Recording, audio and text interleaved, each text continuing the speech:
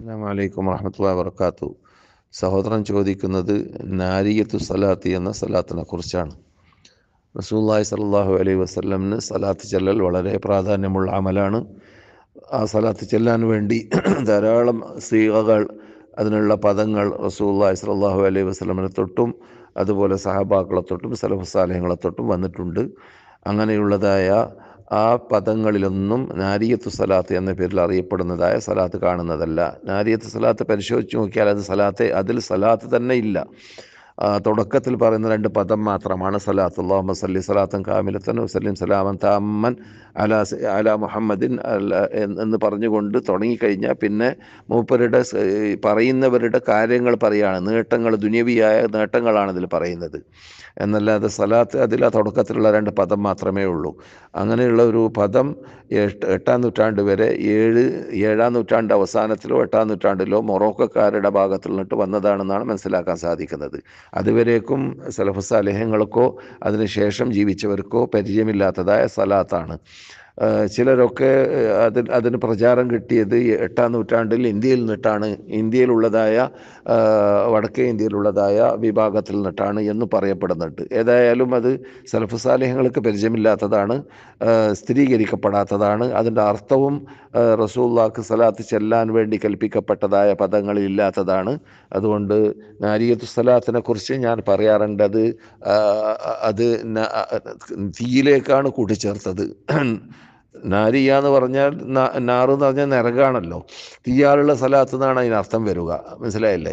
അപ്പോൾ അത് യഥാർത്ഥത്തിൽ ആ പേര് വെച്ചവർ തന്നെ ആ നല്ല പേര് വെക്കാൻ അള്ളാഹു അവർക്ക് തൗഫീഖ് നൽകിയിട്ടില്ല. കാരണം അത് ദീനുമായിട്ട് ബന്ധമില്ലാത്ത, റസൂലുള്ളാഹിന്റെ കൽപ്പനയുമായിട്ട് ബന്ധമില്ലാത്ത, സഹാബാക്കൾ ചെല്ലാത്ത, താബിഈങ്ങൾ പറയാത്ത കാര്യമായതുകൊണ്ട് അതിന് പേര് വെക്കാൻ തന്നെ അവർക്ക് തൗഫീഖ് ലഭിച്ചിട്ടില്ല. തീയാലുള്ള സലാത്ത് എന്നാണ് ആ പേരിൻ്റെ അർത്ഥം, നാരിയത്തു സലാത്ത് എന്ന് പറഞ്ഞാൽ. മനസ്സിലായില്ലേ? അപ്പോൾ നരകത്തിൽ നിന്നിട്ട് രക്ഷപ്പെടാൻ വേണ്ടി എന്ന് ഉദ്ദേശിച്ചിട്ട് അവർ പേര് വെച്ചത് നരകത്താലുള്ള തീയാലുള്ള സലാത്ത് എന്നാണ് പേര് വെച്ചത്. അത് യഥാർത്ഥത്തിൽ എട്ടാം നൂറ്റാണ്ട് വരെ, ഏഴാം നൂറ്റാണ്ട് അവസാനം വരെ മുസ്ലിങ്ങൾക്ക് പരിചയമുണ്ടായിരുന്നില്ല. നമുക്ക് സിദ്ധിച്ചലാപം മതി. നമ്മുടെ മുമ്പിൽ സലഫ് സാലിഹ്യങ്ങൾ പഠിപ്പിച്ചതായ സലാത്ത് ധാരാളമുണ്ട്. ആ സലാത്തിലൊന്നും എന്തില്ല, ഈ നാരിയത്ത് സലാത്ത് എന്ന പേരിൽ അറിയപ്പെടുന്നതായ സലാത്തിലുള്ളത് പോലെയുള്ളതായ പദങ്ങളൊന്നും അതിലില്ല. അപ്പോൾ നമുക്ക് റസൂലുള്ളാഹി സ്വല്ലല്ലാഹു അലൈഹി വസല്ലമിൻ്റെ സലാത്ത് വർദ്ധിപ്പിക്കൽ സുന്നത്താണ് എന്ന് മാത്രമല്ല, ചില സ്ഥലങ്ങളിൽ വാജിബാണ്. അതിൻ്റെ പദങ്ങളൊക്കെ തശഹുദിൽ വന്നതുപോലെയുള്ളതായ പദങ്ങളാണ്. ഏറ്റവും സഹിഹായതും ഏറ്റവും പരിപൂർണമായതും ഏറ്റവും കൂലി കിട്ടാൻ സാധ്യതയുള്ളതും നാം അത്തഹിയാത്തുൽ ഇരുന്നു കൊണ്ട് അല്ലാഹുമ്മ സല്ലി അലാ മുഹമ്മദിൻ വഅലാ ആലി മുഹമ്മദിൻ കമാ സല്ലൈത അലാ ഇബ്രാഹിം വഅലാ ആലി ഇബ്രാഹിം ഇന്നക ഹമീദും മജീദ് അല്ലാഹുമ്മ ബാരിക് അലാ മുഹമ്മദിൻ വഅലാ ആലി മുഹമ്മദ് കമാ ബാറക്ത അലാ ഇബ്രാഹിം വഅലാ ആലി ഇബ്രാഹിം ഇന്നക ഹമീദും മജീദ് എന്ന് പറയലാണ്. ഇനി തിരക്കാണെങ്കിലും ധൃതിയാണെങ്കിലും സലാത്ത് ചെല്ലാൻ സമയം ഇല്ലെങ്കിലും അല്ലാഹുമ്മ സല്ലി അലാ മുഹമ്മദിൻ വഅലാ ആലി മുഹമ്മദ് എന്ന് പറയുക. അതാണ് സലാത്തിൻ്റെ രൂപം.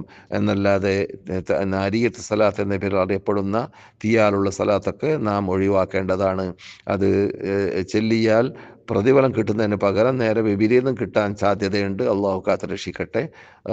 നമുക്ക് സിദ്ധിച്ച ലാഭം മതി എന്ന് ഞാൻ നേരത്തെ പറഞ്ഞതുപോലെ റസൂലുള്ള പഠിപ്പിച്ചതും സഹാബാക്കൾ ചെയ്തതും താബിഈങ്ങൾ പ്രവർത്തിച്ച് കാണിച്ചു തന്നതും നമ്മുടെ മുമ്പിൽ ഉണ്ടാകുമ്പോൾ നാം ദൂരം പോകാതെ, അഥവാ അവർ കൊണ്ടുവരാത്തതിലേക്ക് പോകാതെ, നമുക്ക് നമ്മുടെ മുമ്പിലുള്ളതായ സ്ഥിരീകരിക്കപ്പെട്ട രൂപം തന്നെയാണ് ഏത് വിഷയത്തിലും, സലാത്തിൽ നിന്ന് മാത്രമല്ല ഏത് വിഷയത്തിലും നാം കൈക്കൊള്ളേണ്ടത്. അല്ലാഹുമ്മ സല്ലി അലാ മുഹമ്മദ് വഅലാ ആലി മുഹമ്മദ്. അസ്സലാമു അലൈക്കും വറഹ്മത്തുള്ളാഹി വബറകാതുഹു.